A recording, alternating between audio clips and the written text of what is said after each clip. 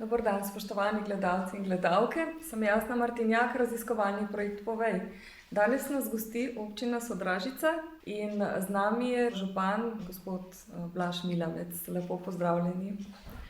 Hvala za povabilo v vašem prispevku. Vi ste župan že od leta 2006. Kako bi povzeli povezanost vaših lokalnih svetov oziroma predstavnikov lokalnih svetov z občino? Kakšna je izkušnja pri vas? Ja, občina Sodražica sodi sicer med manjše občine in na svojem območju nima ustanovljenih krajevnih skupnosti. Če te mislite kot, bom rekel, prvo obliko teh lokalnih skupnosti, ampak imamo pa ustanovljene, kar omogoča tudi zakon, vaške oziroma enega krajevni odbor. Ta relacija med, bom rekel, samo občino kot organizacijo, kot ustanovo, to se pravi občinsko upravo, konkretno oziroma županom ter ostalimi organi, zlasti tukaj občinskim svetom, in pa vaškimi odbori temelji na podlagi, ki izhaja iz zakona. Gre tukaj za relacijo oziroma sodelovanje, medsebojno povezanost v tem smislu, da so organi, bom rekel, ti kot predstavniki nekih skupnosti v naseljih, imajo predvsem posvetovalno funkcijo, v določeni meri pa jim občina prepusti tudi samostojno odločanje.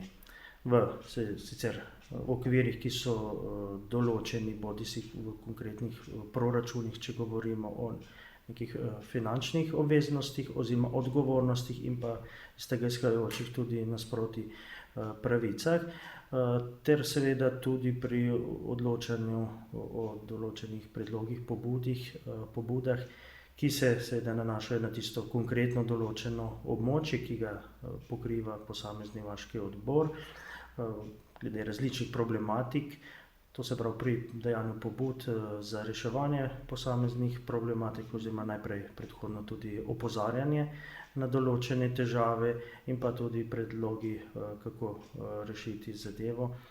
Vaške odbore mi vključujemo tudi pri pripravah posameznih investicijskih operacij, to se pravi investicijskih projektov, seveda v obsegu in v okvirih, ki so smiselni, to se pravi racionalni glede na posamezni projekt.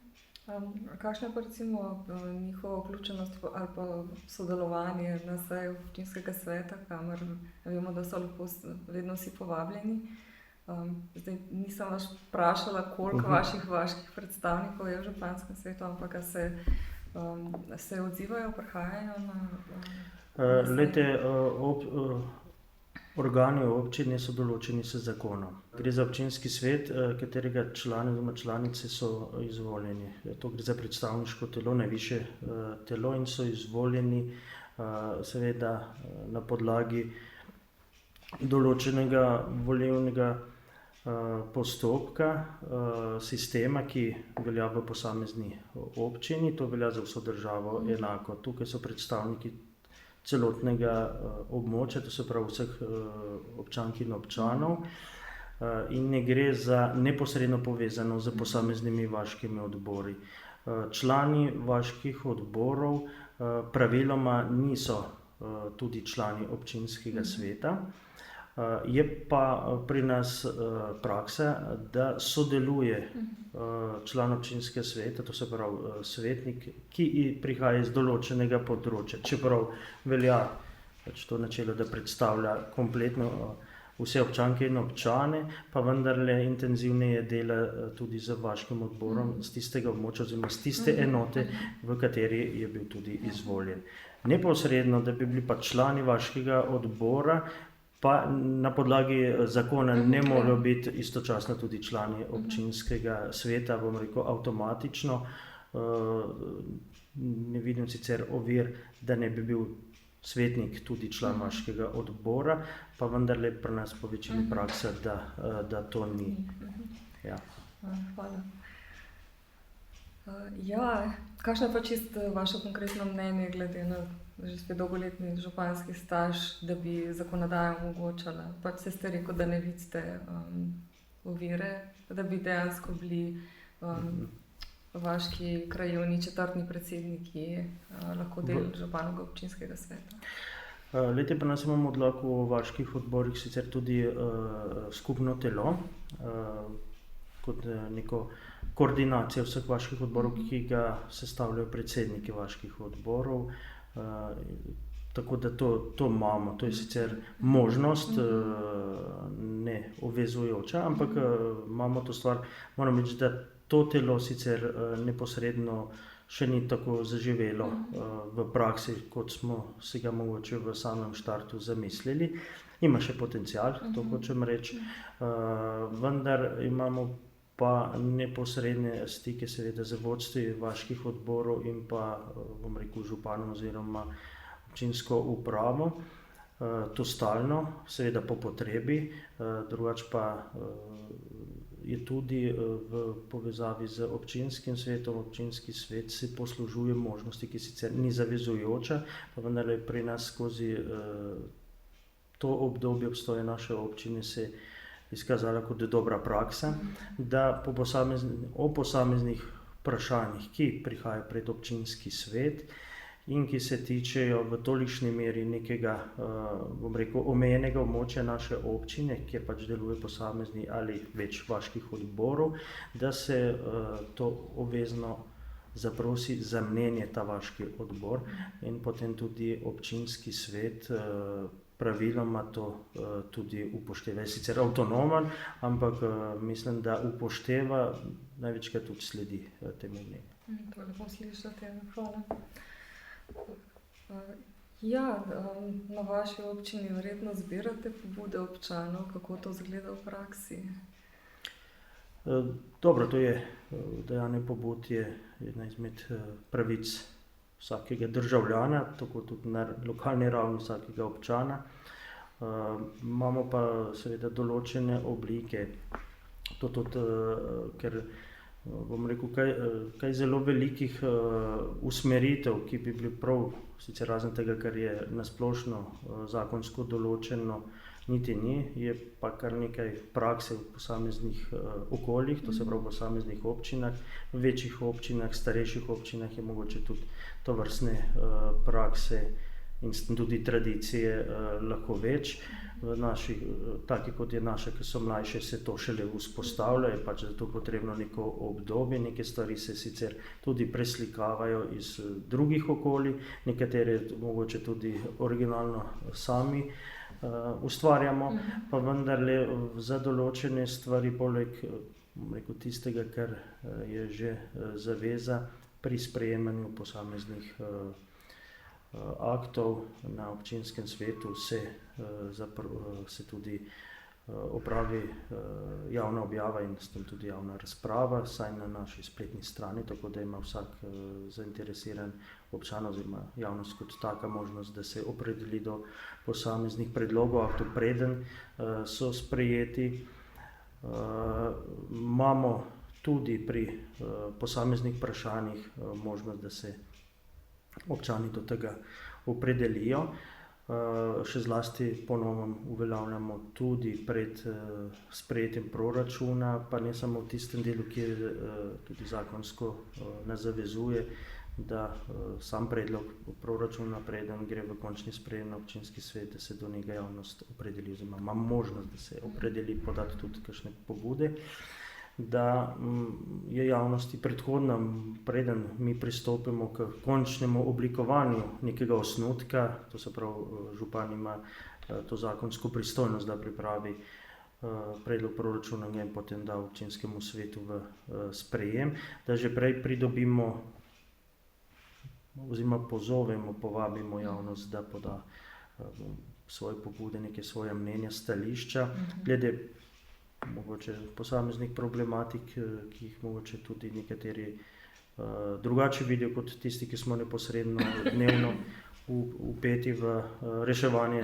bom rekel, teh lokalnih problemov, ali pa mogoče kakšno področje tudi težje zaznamo da je do te mere problematično in ljudje imajo tukaj možnost, da podajo neke pobude. Predvsem verjetno bo to v smislu podaje predlogov za izvedbo posameznih projektov v naslednjih letih. Se pa ta praksa šele zdaj izpostavlja in bomo videli, kako se bo to prijelo.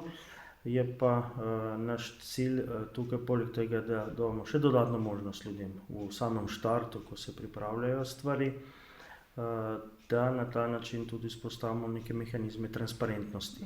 Odkje posamezne pobude, ki so ali želje ali potrebe, kakorkoli že, lahko čisto tako ideja kot taka, prihajajo in potem gremo skozi nek urejen sistem, bom rekel, ocenjevanja smiselnosti, racionalnosti, utemeljenosti posamezne pobude, preden se seveda vključi kot projekt v proračun, ki predstavlja neki program za neko časovno obdobje. Hvala, ja, izčrpno. Lahko si želimo, da bo vedno več, oziroma da bojo pač ljudje reagirali na vašo pobudo, pa se odzivali in na ta način prispevali. Ne? Tukaj jaz vidim predvsem kot ena dodatna možnost, saj dejansko veste, sploh ko so manjša okolja, to že poteka. Tukaj ne gre za odkrivanje Amerike. Naš sistem je samo to stvar bolj formalizirati in narediti transparentno. Drugače pa, ne bom rekel dnevno, ampak zelo pogosto dobivamo različne ideje, predloge občanov. Nekateri so pismeni, bodisi v te klasične oblike ali po elektronski pošti čedalje bolj. Marsikateri je pa tudi čisto tako, ob različnih priložnostih podanih. Bom pa tako rekel, je pa tudi dobršen del stvari, ki se vključujejo, tudi prihaja skozi redno delo kot zaznave oziroma pač tisto, kar sami opazimo oziroma mislimo, da bi bilo potrebno. Tukaj seveda ne gre za v tem smislu, da bo ta zadeva zamenjala tisto naše delo, ampak gre kot neka možnost, da ljudje skozi neki urejen sistem podajo tudi svoje predloge, da na ta način sodelujejo. Seveda tukaj ne gre za tem, da bo vse in takoj, ampak vendarle, da se vzpostavi, kot sem rekel, neki mehanizem, neki inštrument, ki je v rokah ljudi kot možnost. Potem pa itak zakon zelo natančno opredeljuje, kako in kaj s tovrstnimi stvarmi, da pride do rezultata, ki se odraža v konkretnem proračunu. Naprimer. Ja, a je kakšna posebej dobra praksa, ki se vam zdi omembe vredna iz trajanja vašega mandata v tem sodelovanju? Kar se tiče sodelovanja. Glejte, jaz bom poskušal biti pri tem odgovoru iskren. Je nekaj stvari, ki dobro potekajo, mogoče v določenih okoljih bolj kot v drugih. Nekje bi bilo potrebno pa še marsikaj storiti, tako da sem tudi samokritičen. Marsikaj je še prostora. Seveda to v tem smislu mislim angažma z obeh strani, tako bom rekel nas kot občine, kot ustanove, seveda pa tudi pripravljenost, volja in pa neki napor strani ljudi, da se vključijo. Jaz vedno pravim, konstruktivne pobude so zelo zaželene, so zelo dobrodošle in tukaj, da ljudi pridobiš na to stran, da kot tak in na tak način tudi seveda sodelujejo, je potrebno seveda neki čas, tudi neki napor, tudi mogoče neko obdobje v tem smislu, kot čas sem prej rekel, da se izoblikuje ta pravi sistem oziroma proces, da pride do tega ustvarjanja in sodelovanja. Gotovo pa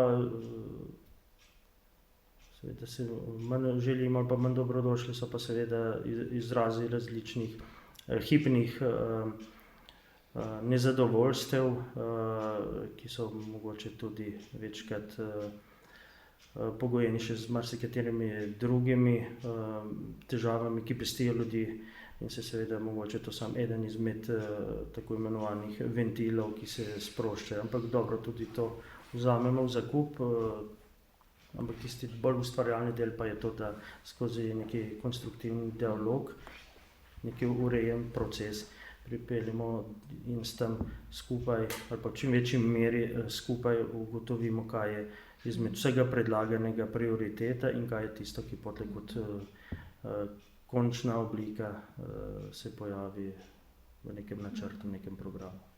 Hvala. Sem zelo hvaležna za iskrene izraze, izkušenj, mnenj, ker tisti najbolj nagovorijo v bistvu potem ljudi, ne, in se potem tudi v drugih občinah lahko odzovejo na te Jaz mislim, da je marsikaj podobna praksa, seveda v nekaterih segmentih verjetno tudi še bolj, v nekaterih mogoče manj. Jaz bom na splošno rekel, kar se tiče vaših odborov, ki ste jih posebej izpostavljali, imamo kar z marsikaterimi zelo dobre prakse, zelo dobro delujejo, seveda je pa vedno odvisno tudi od oseb, ki sodelujejo, kako so se pripravljeni angažirati.